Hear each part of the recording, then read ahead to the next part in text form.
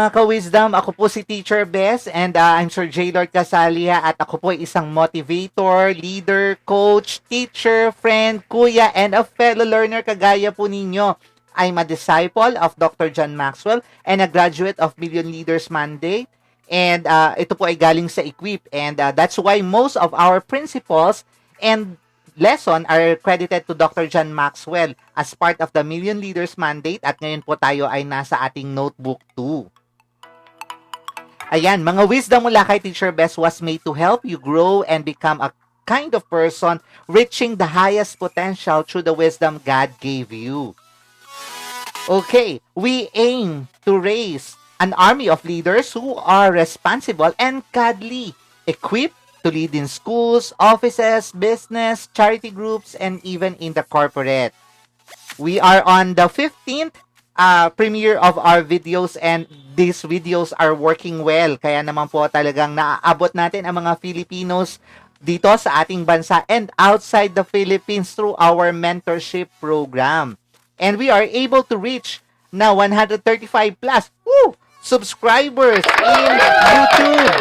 Palapakan po natin. And 798 followers in Facebook. And let us help spread the word. Ngayong linggong ito, napakaganda naman ating pag-uusapan. Pero bago po tayo magtungo sa ating pag-uusapan, let us first know our QOTD. Ayan, ano po ba ang ating question of the day?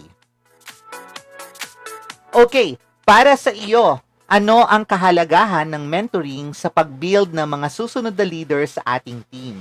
Ulitin ko po ulit ang ating mahiwagang tanong ngayong araw na ito. Para sa iyo, ano ang kahalagahan ng mentoring sa pag-build ng mga susunod na leaders ng ating team? Kung mayroon po kayong comment, reactions, insight, patungkol po sa ating question of the day, maaari nyo lamang pong i-message yon sa ibaba ng ating comment box and we'll be reading some of your comments mamaya po. And bago po ang lahat ay tayo syempre babati muna sa ating mga masusugid na mga viewers, those who are early birds who are so excited to hear from our premiere ngayong gabing ito. So let's welcome, shout out sa lahat ng ating mga friendly friends. Ayan.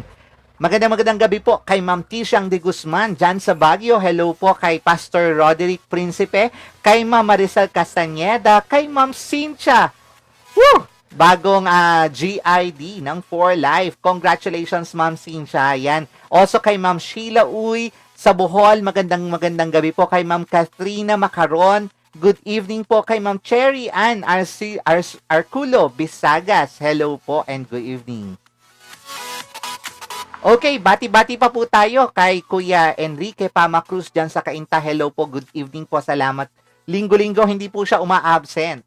Okay, also kay Ma'am Florentina de la Fuente, kay Sir Elmo Malbog, hello po, good evening po. Kay Ma'am Ruby Casilan, hello po. Kay Ma'am Lucy Heramis, kay Ma'am Fe Dulot, magandang gabi ngayon at hoping kayo ay nag-i-enjoy sa inyong panonood dyan sa inyong mga tahanan.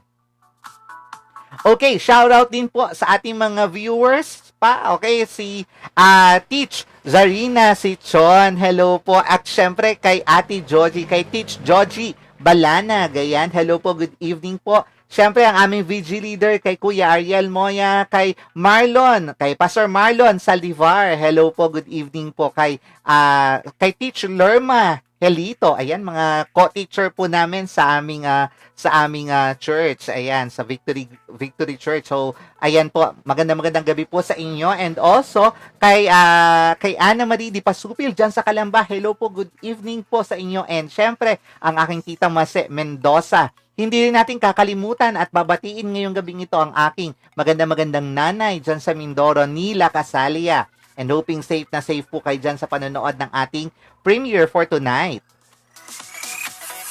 Shout out din po sa aking napakagandang asawa, si Joanne Bravante Casalia na nanonood din ngayon. Dito lang sa kabila ng aking wall. Okay. Ayan.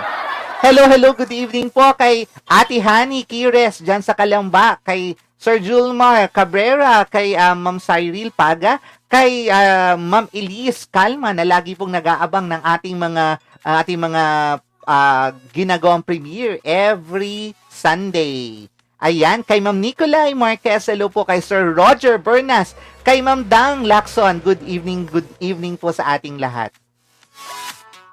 Okay, good evening din po kay Ma'am Gloria Pedron, kay Sir Nico Sapnu, good evening po kay Sir Ken Dacumos, dyan din sa Baguio, hello po kay Ma'am Anita Adona, kay Ma'am Delia Pelaes, kay Ma'am Delia Merazol, magandang gabi po sa inyo. Binabati rin natin syempre from Mindanao, Ma'am Tessie Carbon, hello po. Ma'am Grace Cabana, dyan sa Cotabato, hello po kay Ma'am Tessa Salen. Good evening kay Ma'am Lucille Padayhag, kay Ma'am Annalisa Alagdon, at magandang gabi rin kay syempre sa mag-asawa ni ni Kuya Mark Joseph Samonte. Hoping na safe po kayo dyan. Good evening din po sa aking ninang Florencia Casalia na nanonood din po doon sa Mindoro. Kay Hubert Albo, kay John Raymond Abacan na aking pinsan, kay Julius Edward Ardales, hello po, good evening po. Ayan, sobrang dami po ng ating mga nanonood at maraming salamat po for really patronizing our vlog every Sunday evening po. Ayan, so balikan po natin ang ating question of the day, yung ating QOTD para sa iyo. Ano ang kahalagahan ng mentoring sa pag-build ng mga susunod na leaders sa ating team? At basahin po natin ang ating mga comments. Okay, eto na po tayo. Sabi ni Sir Romel Caneda, napaka-importante ng mentoring dahil it builds loyalty. Ganda, no? It builds loyalty. It increases social confidence sa mga susunod na leaders. Mentoring is leading them to become great leaders because in mentoring, you can share leadership skills that will encourage and drive them forward and be successful. Agree po tayo dyan. #relate. #truth. Ayan. Truth po tayo. Ayan. Sabi naman po ni Sir Clean Alfred, without mentoring, there will be no equipped leaders. Mentoring prepares the future leaders. Ayan, kaya naman po talagang we are looking forward lagi doon sa magiging outcome ng ating mga ginagawa ngayon because we're looking for future leaders in this organization. Okay, basa-basa pa po tayo. Sabi naman po ni Sir Joey Guillermo, mentoring for me creates the skills, values, and culture of the leadership in any team. To create harmony sa group, it affects both short and long term. So mahaba po ang tinitingnan ni Sir. Tinitingnan niya yung long term at saka short term kung saan makikita talaga na nagmamanifest yung effect ng ating mentoring.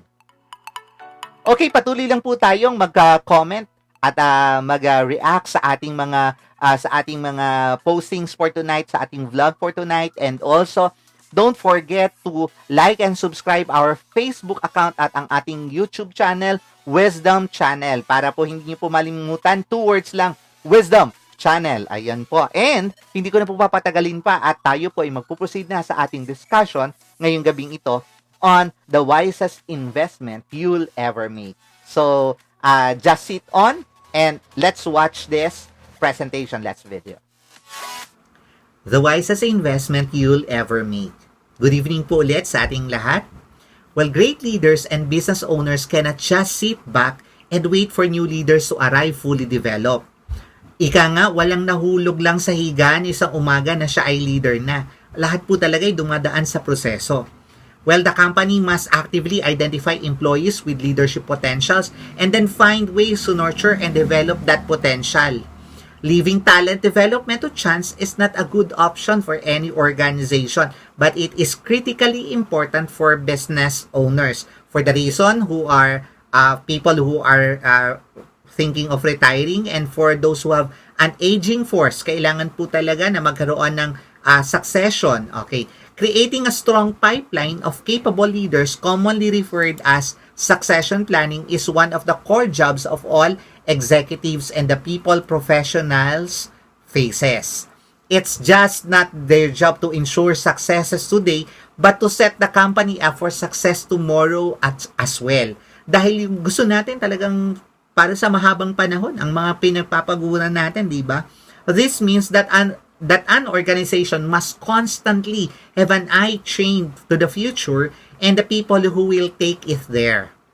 Is there a better way to develop great leaders than granting them time, advices, and insight from current great leaders? At yan po ang pag-uusapan natin ngayong gabing ito. Paano nga ba itong mentoring at paano po ba tayo nagre-raise ng mga leaders? So, our topic is mentoring future leaders, and there are two keywords that are essential. Number one is mentoring, and second is empowerment. We'll go to the second one later. Okay, let's define first what is mentoring. Mentoring is a relational experience where one person empowers another by sharing God-given resources.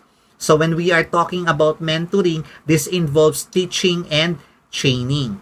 Sino po dito yung nakakaalala sa biblical times na may mga iba't ibang digmaan, and one of those among those wars ay naging consideration po yung paggamit ng mga advanced na mga tools and vehicles para po sa pakikipagdigma. And one of them is the chariot.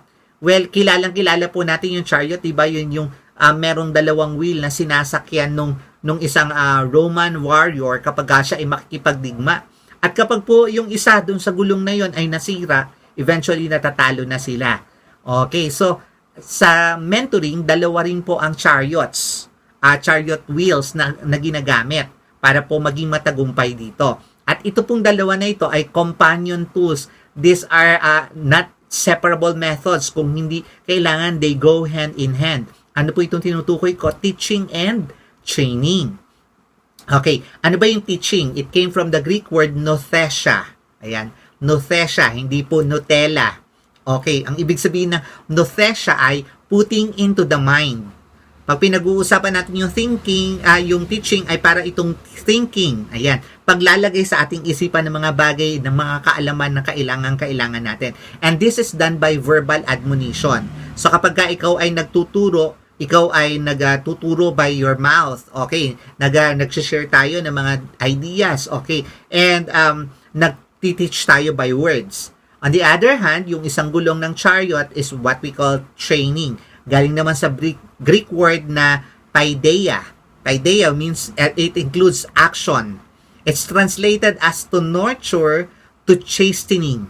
Okay, ano ba ibig sabihin ng chastening? Nire-refine. Okay, so kung ang nothesia ay tungkol sa paggamit ng words, ang paideia naman ay tungkol sa action. Kaya po talagang magkasama po itong teaching and training. Kasi po nagtutulungan po sila to refine the person, to mold the person to the kind of an individual na gusto niya po sa pagdating ng araw, na tinatarget niya, na ginugoal niya sa kanyang buhay. On the other hand, we call another term, yung tinatawag nating empowerment. This is the act of giving your power to another so they can serve effectively. So, pag dinedelegate natin yung power natin, ang tawag doon empowerment. We are giving power to the people so that the people will be empowered. Okay. It is a set of measures designed to increase the degree of autonomy and self-determination in people and in communities in order to enable them to represent their interests in a responsible and self-determined way, acting on their own authority. So, pag proper po yung empowerment na binigay natin sa ating mga tao, they can stand and they have a voice and they can decide on their own dahil meron na i-delegate sa kanilang kapangyarihan. Okay, well, pag-usapan din natin yung leadership at commitment. Kasi importante sa mentoring na meron din tinatawag tayong commitment. Ano ba itong commitment na to? Commitment is, it defines as, regardless sa temperature of your heart, you will do what you should do. Kahit po mainit ang pakiramdam mo o malamig ang pakiramdam ng puso mo ngayon, dahil sinabi mo, kinumit mo yung sarili mo doon, gagawin mo. And there are 3 important key ingredients in this commitment. Number 1, we must be committed to a person. Kailangan natin tingnan ang mga tao bilang tao. Okay, naalala ko lang nung gagraduate kami ng course ko sa psychology, ang pinaalala sa amin ng aming professor, do not look at people as patient. Do not look at people as subject for your experiment or for your studies. Okay, do not look at people as an object. Okay, sila yung mga tao at kailangan silang makilala at ma-value as people. We need to love them and have the best interest in mind. So, kailangan mahalin natin yung ating mga tao at hanapin natin anong pinakamabuti para sa kanila. Leaders cannot be developed in massive crowd, but they are developed individually through on-life mentoring. So, ang pinakamaganda talagang forma ng pagtitrain ay individualized. Okay. Kaysa po, i-train natin sila by batch because when we are training them by batch, hindi po natin nami-meet yung mga personal needs at yung mga personal concerns and issues ng mga tao na ating nililid. So, this is best done in a personal one-on-one interaction. Second, we need to commit to a process. Okay, we need to embrace the process. We need to be faithful to the process. There will be ups and downs in the process but do not deviate from it. Okay? Alam niyo po, yung difference kasi ng mga events at saka ng process, malaki. Kasi sa events, marami yung pumupunta pero dun sa process, kokonti ang yumayakap. Bakit? Kasi yung mga events, short times lang yun. Say for example, bakit mas maraming uma-attend sa church kapag Pasko, Bagong Taon, o di kaya Pasko ng Pagkabuhay, o di kaya Biyernes Santo. Those are events. Kapag may feeding program, kapag merong mga special program, maraming mga tao, pero kapag po equipping time, kapag training time, mas kokonti po ang nag-i-embrace. Why? Because the process is the longer one. And kailangan talaga ng commitment dito. There should be careful molding and gradual improvement that is experienced all throughout the process. Importante dito na ma-discern natin kung ang ating bang programa ay really effective, yung bang ating proseso ay updated pa, and kung kailangan ito ng revision, kung kailangan ito re-evaluation, you need to revisit the process, go ahead and refine that process. And along the way, makakakita po talaga tayo ng mga fat leaders who are ready to embrace, fat people who are ready to embrace the process. Sino ba itong mga fat people na ito? Fat people are the faithful people, available, and teachable. Yan yung acronym natin ng FAT. Faithful, available, and teachable. Tatlong karakteristik na dapat nating hanapin sa ating mga tao. And number 3, we must be committed to a purpose. Okay. Kailangan natin i-commit ang ating sarili doon sa tinatawag nating purpose. We need to let the people see their end goals happening into reality. Kailangan mag-transcend into material, into the physical realm, yung lahat ng mga pinapangarap nila. Help them to get to where they are, to the goals that that you have mutually set in the beginning of the phase. Okay, we must be diligent in fulfilling our end, which is our purpose and calling.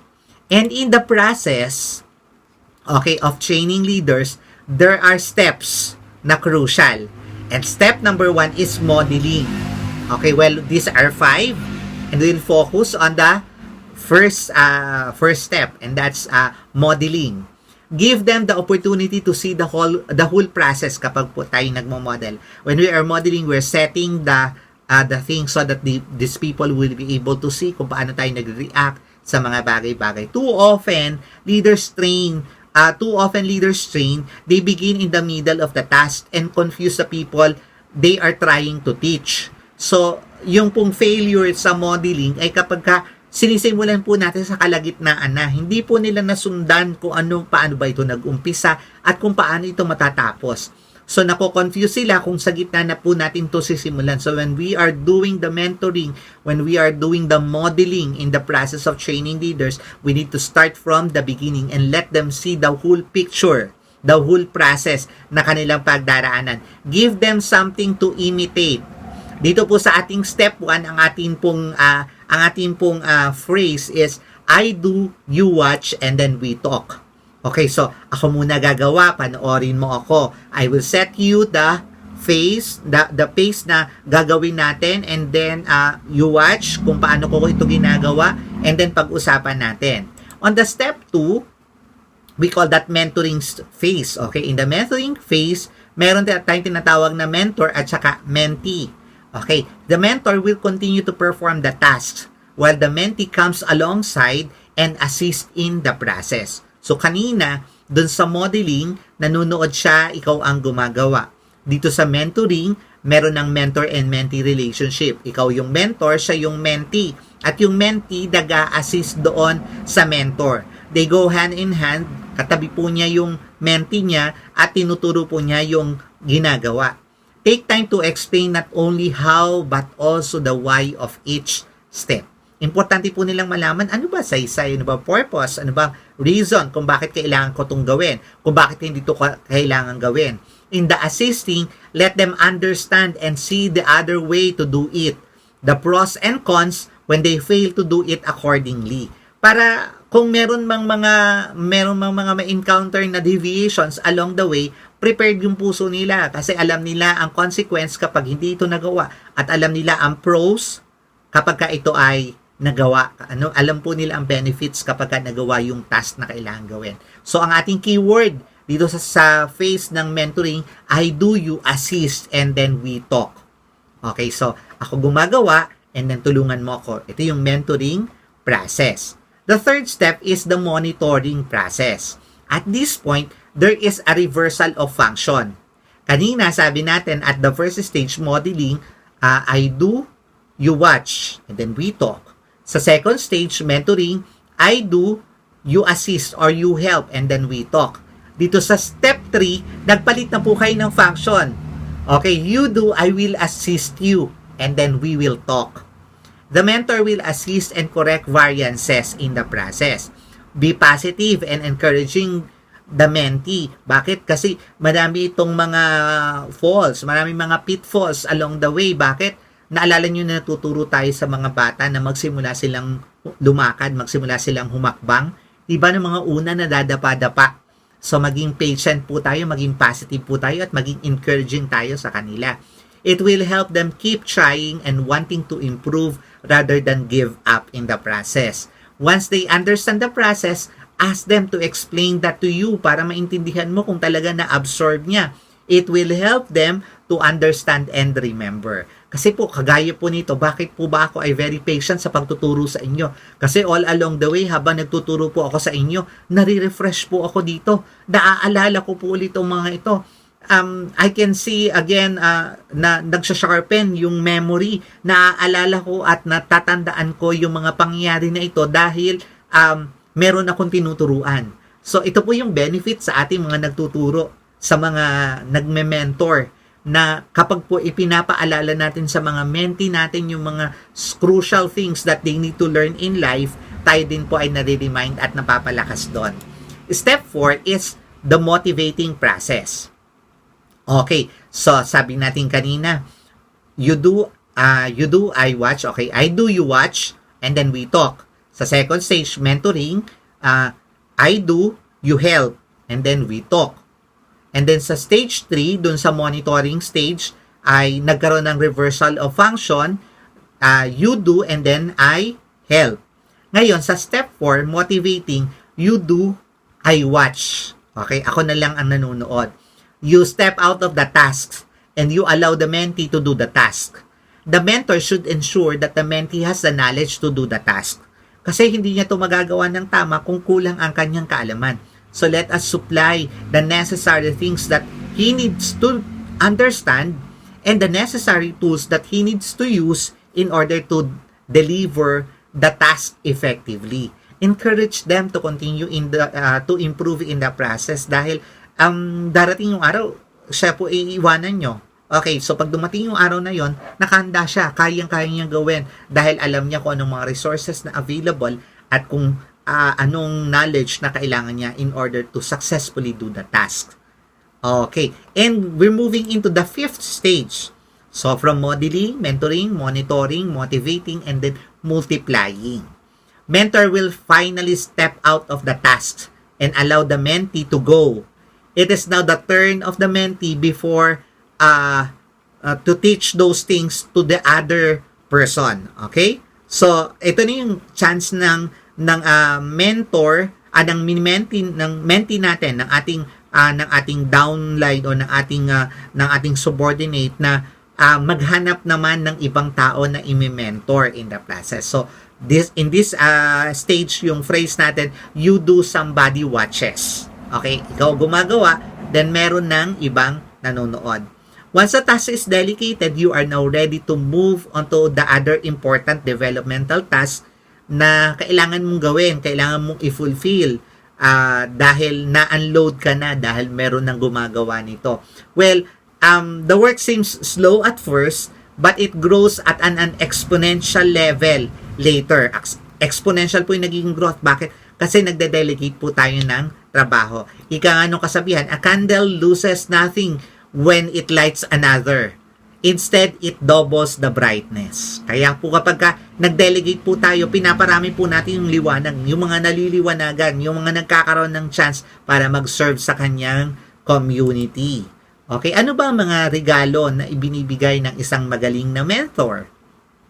Well, here are analogies and picture words na maganda po ang ating pag-isipan na pwede po nating makuha kapag po tayo ay nagpapamentor o kaya tayo ay nagme-mentor. Number 1, they paint a picture. Ang mga mentors natin, they paint a picture.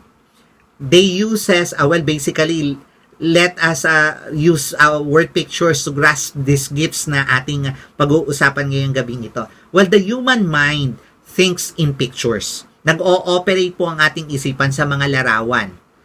Bakit ko sinabi mga larawan? Alam niyo po kasi, yung ating mga karanasan ay naiilagay po, naiimbak po sa ating cognition, sa ating isipan, sa anyo ng isang larawan. Dalawa lang po ang larawan tinitingnan natin. The pictures of the past, we call that memory. The picture of the future, we call that vision. So pag nagre-recall ka, memory ang nire-recall. Kapag naglo-look forward ka, vision ang iyong tinitingnan. And those are pictures. We are actually visual people. Lahat po tayo. Visual people tayo. Stories, analogies, and metaphors are helping us to retain important information. Kaya nga po pag hindi natin ma-picture out yung ating pinag-aaralan, nahirapan tayong matandaan ito. So kailangan muna nating makita. Kailangan nating maramdaman yung anyo, texture ng ating karanasan bago po ito ma-imbak sa ating isipan, sa ating puso, sa ating isipan. When mentors paint pictures with their words, it helps those mentored to grasp the concept they are being equipped with. Mentors paint pictures through stories, analogies, and word pictures and parable. So, isa sa mga regalong ibibigay po sa inyo ng inyong mini-mentor o ng nagme-mentor sa inyo is the ability to paint pictures on your mind. Kaya po pag magluluk ba kayo, naaalala ko pa yung time na, di ba, you're describing that experience. Kasi sa iyong isipan, nakita mo yung picture na ipininta sa iyo ng iyong mentor. Second, they provide handles. Everyone possesses some knowledge of truth. Lahat po tayo. May kanya-kanya po tayong kaalaman. Kaya hindi nga po maidi-describe Hindi natin maka-quantify. Rather, we qualify those knowledge that we have. Dahil if we are going to quantify these things, it's really hard. Magkakaiba po kasi tayo ng kaalaman na hawak sa ating isipan. Most people, however, are determined to understand it so strongly that they can use it in everyday's life. Di ba po, meron po tayo mga, good to know. Pero meron tayong mga, finally, I understand it. Okay, at kapag naintindihan mo na ito, pwede mo na itong i-apply sa iyong buhay. So, meron mga tao na determinado talaga na aralin, dalubhasain yung isang bagay para magamit niya yun sa kanyang buhay. Simply put, handles, ano ba itong handles na pinag-uusapan natin? Ito yung mga tinatawag nating makakapitan. Okay? Handles or makakapitan are the things that we can grab onto. Yung mga knowledge na natanggap po natin when we grab on the handles. Pag meron po tayong panghahawakan dun sa karanasan na yun, pag meron tayong panghahawakan dun sa karunungan na yun, madali po natin itong magagamit, madali po natin itong mapipick up. We give people handles when we summarize truth into a user-friendly fashion. Ano po ibig kong sabihin? Parang ito pong ating channel ngayon, Wisdom Channel. Mga wisdom mula kay Teacher Bess. You are getting from me some nuggets of wisdom. At itong mga nuggets of wisdom na ito, hindi nyo naman ito magagamit kapag hindi nyo nahawakan yung handle, hindi mo na-grasp yung karunungan na kailangan mong matutunan. Kapag ka inyong nag-grasp na yung mga karunungan na kailangan nating matutunan, truth then becomes a principle where you can live by it. Nagiging bahagi ito ng inyong prinsipyo kasi ito na ang inyong tinutungtungan, ito na ang inyong pinanghahawakan. When someone has a handle o makakapitan or something, it means they own it. Ano ba yung ibig ko sabihin, you own it? Kailangan maangkin mo kasi. Kailangan magkaroon ka ng pagkakataong angkinin yung karanasan na yon. Yung masarili mo yung karanasan na yon dahil nagkaroon ka ng panghahawakan o pagkakapitan dun sa karanasan na yon. At yun po mariretain sa ating buhay and effectively that will be a principle na mag-guide sa atin sa ating buhay. They can practice it well as they can communicate it well to others kapag po ito'y natutunan natin by heart and by mind. Kapag po nag-sink in na yung bagay na yon, meron na tayong hawakan doon sa karunungan na yon, meron na po tayong tungtungan doon sa karunungan na iyon, well, madali mo po itong maiko-communicate sa mga tao. Madali pong at buhay na buhay po natin itong ma-share sa mga tao. Well, a good mentor can distill or crystallize truths so that the complex becomes simple. Yan lang po yung parang advantage or giftedness na meron po tayo. Yung mga mahirap na mga komplikadong mga ideas ay na-simplify natin para ito ay mag-grasp, mahawakan ng taong nakikinig. At kapag nagkaroon ka na ng pangahawakan o pagkakapitan, nakakaroon ka na ng tutungtungan, yung katotohanan na yon ay mas nagiging matibay sa iyong buhay. So, second gift is they provide handles. Number 3, they offer roadmaps. Ang ating mga mentors, they offer roadmaps to us. Roadmaps gives us both direction and big picture view, di ba?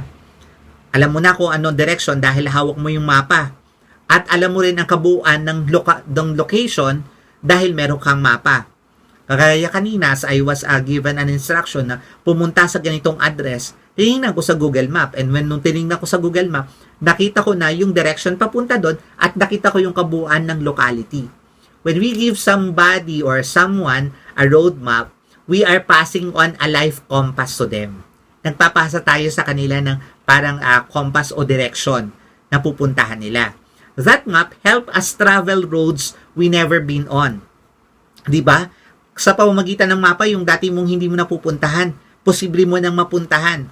And also in leadership, yun namang pagli-lead, hindi, it's actually gaining experience eh. Because in the process, kapag neophyte ka, wala ka talagang karanasan. But you are obtaining experiences all along the way. So through that roadmap, hindi ka mangangapa dahil alam mo kung ano ang pinagdadaanan mo. Because you can see the big picture. It helps us see the roads and also its relation to all other roads. Di ba po, may mga roads na nagbibigay sa atin ng tagumpay, may mga roads na nagbibigay sa atin ng kabiguan. At kung paano nagsasanga-sanga ang daan, nakikita natin ang pag-uugnayan ng mga daanan para po sa ating tagumpay kung nakikita natin ang roadmap. It provides us the perspective on the whole picture. They generally happen only when we communicate intentionally. So ito po ay mauunawaan ng ating mga mini-mentor, ng ating mga mentee, maintindihan po nila ito kung atin itong i-communicate intentionally and not accidentally. Yung bang parang kaya lang yun nalaman by accident. Pero kapag po intentional ang ating pagme-mentor, ang ating pagtitrain sa ating mga tao, we do it in a regular religious manner. Ang ibig sabihin ay patuloy-tuloy natin itong ipinapaliwanag sa kanila. Number 4, they supply laboratories. Isa to sa mga gift na binibigay sa atin ng mga mentor. Ano itong supply laboratories? Well, basically, laboratories, ano ba yan? This is the safest place to test, lose, and succeed. Diba? Sa mga laboratories, doon tayo gumagawa ng mga testings. At pwede tayo mag-fail, pwede tayo magwagi in a safe environment. Laboratories are safe places to experiment. A testing place to accompany all the knowledge and the testings that we have received. So, hindi ka pa inilolaunch sa tunay na sitwasyon. But in the laboratories, the mentor is providing you all the situations na available at tinutulungan kanya na i-analyze yun in a manner na safe, walang masasaktan, walang mawawala, walang madi-destroy in the process because you are in the laboratory.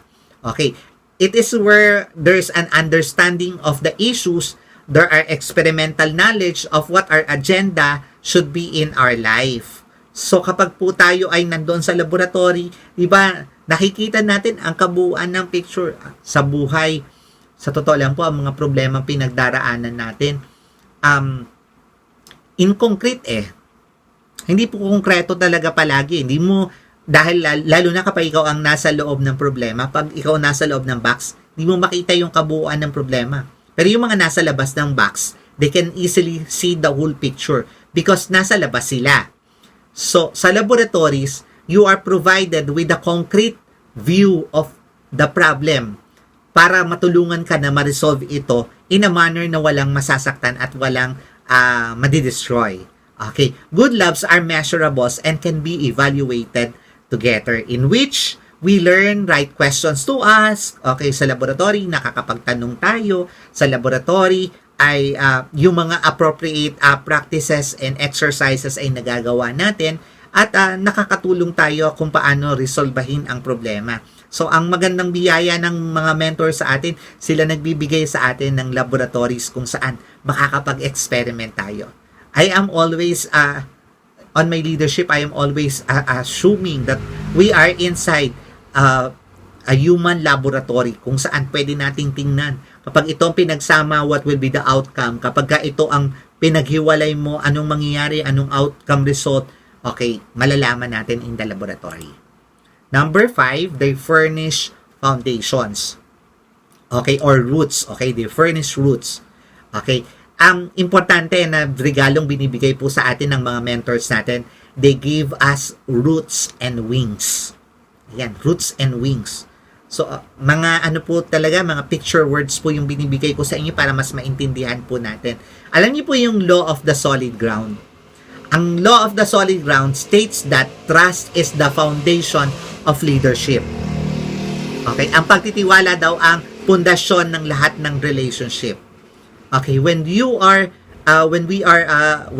mentor is giving us the roots, the foundations, meron nga kasabihan, there is a phrase, everyone needs for a foundation to be laid as well as the freedom to soar and to broaden the horizons.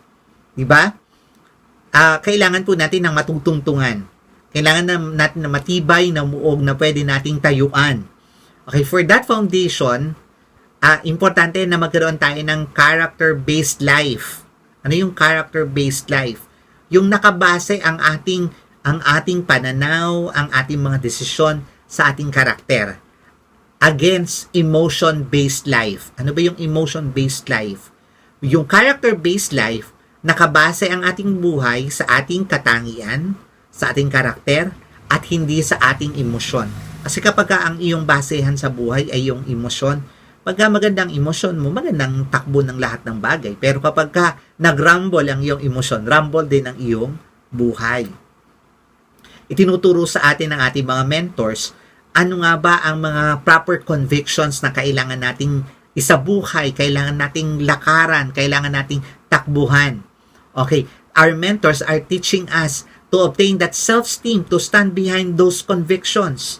Dahil alam niyo po, pagka yung convictions pinag-uusapan natin, yung mga prinsipyo na tutungtungan natin, usually these are tested and we are following into unpopular decisions. Ano yung sinasabi kong unpopular decisions? Na ang mga desisyon na ito usually ay hindi desisyon ng karamihan, kung hindi personal mong desisyon base sa iyong conviction. So kapag nasanggi ng iyong conviction, meron ka bang enough self-esteem na tungtungan ang mga convictions na to? The deeper the roots, the taller the tree can grow. And the more durable the tree can withstand the storms of life. So kapag malalim ang pagkakatanim sa iyo, malalim ang pagkakabaon sa iyo sa larangan ng pagtuturo, sa larangan ng pagme-mentor sa iyo ng iyong mentor, sisiguraduhin ko sa iyong malayo at matangkad ang level ng iyong maaabot sa buhay. Okay, aside from foundation, furnishing foundations or furnishing the roots, our leaders are also giving us wings. Okay, ano ba itong wings? We give someone wings when we enable them to think big and expect big things from God and from themselves. As a mentor, tulungan mo siyang makita ang magandang, mas malaking larawan ng hinaharap, mas malalaking bagay na nag-aabang sa kanyang buhay. Wings are freedom to explore. Kapag merong pakpak ang iyong mini-mentee, ang iyong mini-mentor, kapag ang iyong mentee ay nagkaroon ng pakpak, siya ay makakalipad ng malaya para i-explore ang kalawakan. Okay, plumb the depths of their own potentials. Maaabot nila ang rurok ng kanilang potential. Mamamaximize nila ang kanilang potential bilang tao. And they're able to soar new heights in their lives. Makakarating talaga sila dun sa himpapawid, dun sa mga matataas na bagay na gusto nilang abutin sa buhay. Give them the opportunity to ask question as much as how to obtain the answers in life. Dahil po in the process, as we are training our peoples, they have some unresolved issues, unresolved questions in life na kailangan nilang masagot sa kanilang sarili. At tulungan mo silang magtanong creatively para may address ang mga issues na iyon.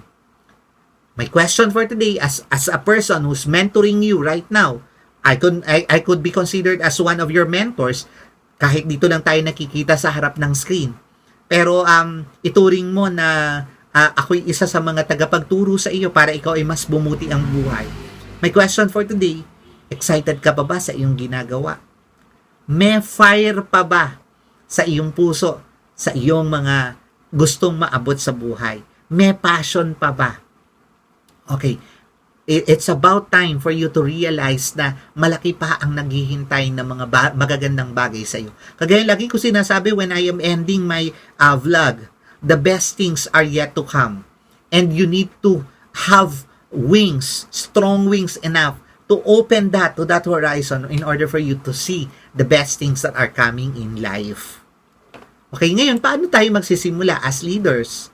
As future leaders being trained by our mentors. Okay, number 1, you need to pray to God to help you own the vision for mentoring other leaders.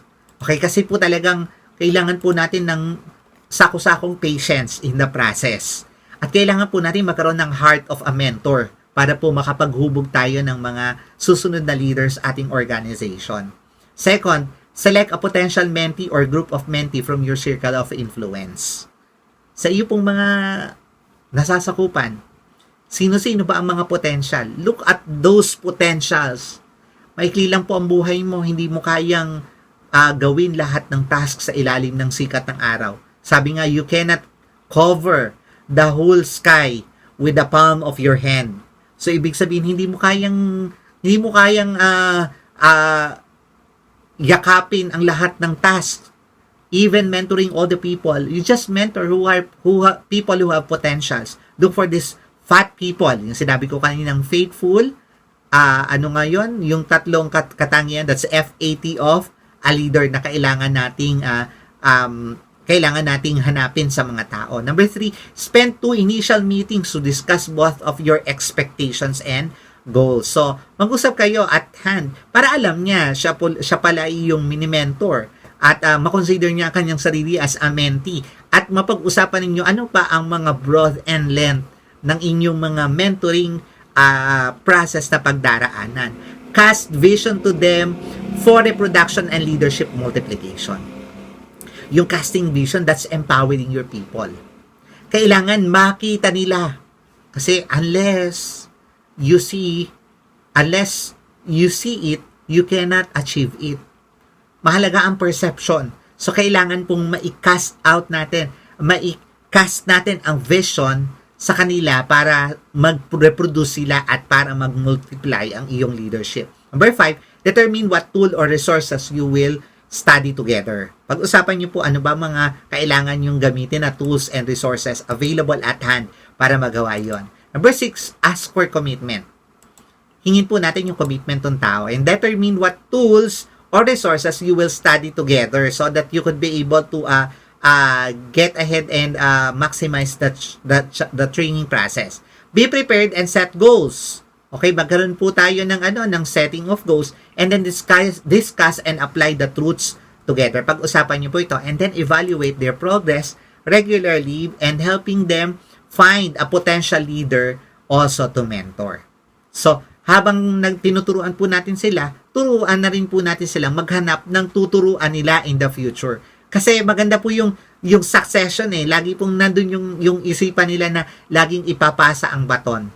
Dahil kapag po natuto na po sila at an early age na mag-delegate, di po sila mahihirapan sa trabaho. Kasi po kaya po tayo nahihirapan ng gusto sa trabaho. We are the one who do all the tasks. Remember that there are also other hands waiting for them to be given an opportunity to serve para po magawa po nila yung ibang trabaho at magawa mo rin naman yung mga importanteng trabaho. Okay, so in the process, importante when you meet the people, offer them these resources. Ano ba itong mga resources na to? Number 1, accountability.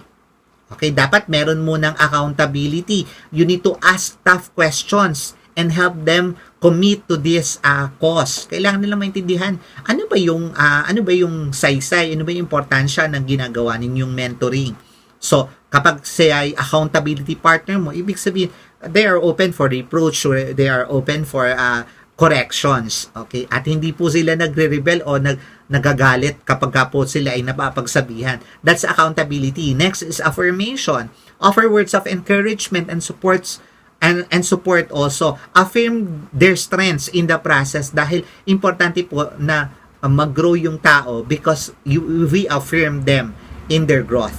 Nung pag tinatanong ko nga po, saan po ba mas maraming leader ang napoproduce? Sa isang lugar na pinagtitiwalaan sila at ni-encourage at nire-recognize ang kanilang ginagawa o sa isang lugar na lagi silang sinisigawan at lagi silang pinapagalitan sa kanilang mga maling ginagawa. And unanimously, ang pinipili ng mga tao dun sa kung saan sila ay ina-affirm at sila ay nire-recognize. Number 3, assessment. Evaluate their conditions objectively. Okay, in the evaluation, in the assessment, tulungan mo silang makita yung mga bagay na dapat nilang makita dahil meron mga blind side ng ating pagkatao. Hindi natin nakikita by our own self, but helping other people to see the blind side in you is helping them grow and helping them reach another milestone of achievement in their life.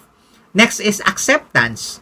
So, kung may assessment, mayroong correction, kailangan magkaroon din ng acceptance. You provide unconditional love and grace to them even when they fail.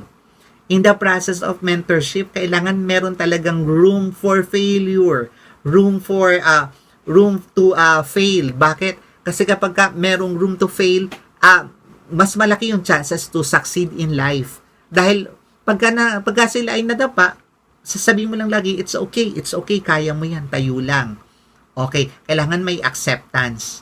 Okay, you also give them advice. Okay, speak words of wise counsel and give them options for their decision.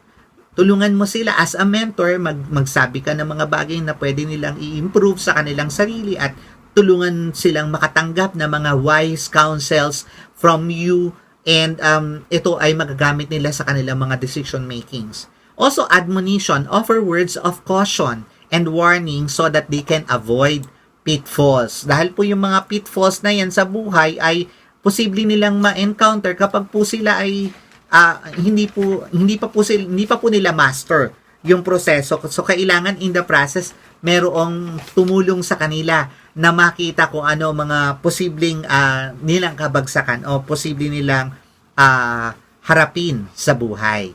Okay, next is assets. Give them tangible gifts and resources. A book, a tape, a personal contact, okay, YouTube links, na mga tutorials, mga motivations na pwede po nilang magamit para po sila ay makatayo at matrain po ang kanilang leadership capacity. And last is application. Direct them to discover how they can practice what they have learned. Okay, tulungan mo po sila na effectively and wisely mai-apply ang lahat ng kanilang mga learned knowledge mula sa inyo pong ginawa na mentoring. Okay, so ayan na po ang ating topic ngayon. The wisest investment you could ever make in this life is training and raising up people in your organization. Bakit po importante ito? Pag kayo po ang humubog sa tao, ang loyalty ng tao na yun nasa inyo. Pag po lagi nating prayer ay magpadala ka ng tao na makakatulong sa amin, ng isang leader na makakatulong sa amin. Kapag nagpadala po ng leader na makakatulong sa inyo, usually, wala po sa inyo yung loyalty kasi hindi po kayo ang naghubog sa kanya. Pero kapag kayo po ang naghubog sa kanya, nasa inyo ang kanyang loyalty. Kasi kayo po ang tinitingnan niya, kinikilala niya na mentor niya sa buhay. So, ano po ba ang ating mga weak points sa ating mga discussions na pinag-aralan ngayong gabing ito? Well, alam ko po, marami pa po ang rooms of improvement natin. Kahit po tayo, nakikita natin sa ating sarili na ang laki pa talaga ng mga bagay na kailangan nating i-achieve para po mapagtagumpayan natin itong mentoring na to or preparation ng mga susunod na leaders sa ating team. So, ngayong gabing ito, if you are feeling like you are weak and you are tired of doing mentorings, marami po talaga in the process nasasaktan, nauubusan ng lahat ng resources, even ng finances, even ng privacy, at pagod na pagod ka na. Well, and I pray for you at this time. Heavenly Father, I pray for this person who's watching this vlog tonight, Lord. Hindi ko alam kung anong pinagdaraanan niya sa kanyang mentorship phase ng kanyang buhay. Kung meron man siya, Panginoon, mga naranasan na masakit, nakakos ng sugat sa kanyang puso dahil sa pagme-mentor or pagtitrain ng mga susunod na leaders, heal that heart. Provide that heart the strength. Provide that heart the encouragement to pursue on. Dahil napaka noble ng kanyang ginagawa ngayon. Hayaan mong makita niya muli ang importansya ng kanyang mga ginagawa at ang kahalagahan ng kanyang ginagawa para sa pagpapalaki ng kanyang organization. Lord, teach our heart to be humble. Teach our heart to be teachable. Teach our heart to accept our faith and accept our sacrifices and accept our failures in our leadership. Ito po ang aming panalangin sa pangalan ni Jesus. Amen. So, eto na naman po tayo at nakaraos na naman ang panibago nating topic. Next week, ano ba ang aabangan natin? Well, measuring your leadership growth. Ayan. So, pagkatapos nating mag-mentor, pagkatapos nating mag-resolve ng mga issues, mag-evaluate ulit tayo. Gano'n na ba ang naging paglago natin sa nakaraang 2 libro na natapos na natin at ating pinagdaanan? Tayo po ba ay nagkaroon ng ating mga growth sa ating buhay? Well, abangan po natin yung ating niluluto na po namin yung online kamustahan para makapag-meet naman po tayo at makapagkwentuhan. Hindi lang po ako dito ang nagsasalita, kundi magkausap po tayo verbally on the air sa ating Zoom meeting, Zoom online kamustahan. Hindi ko pa po masasabi kung ano ang date kasi pinaghahandaan pa po natin at marami po tayong mga sorpresa na inihanda doon. So, abang-abangan lang po natin yon and patuloy nyo pong isubscribe ang ating YouTube channel na Wisdom Channel at ang ating Facebook, also Wisdom Channel, para po madali po nating matandaan at mas may impact po sa atin. And again, maraming salamat for those who have watched tonight. Ito po i-share nyo po sa inyong group. Magpa-watch party po kayo sa inyong group, sa inyong team, para po maintindihan din nila at matutunan din nila ang ating pinag-aralan ngayong gabing ito. So again, keep safe everybody. Magandang gabi po and kagaya po na lagi kong sinasabi, the best is yet to come. Bye-bye everybody!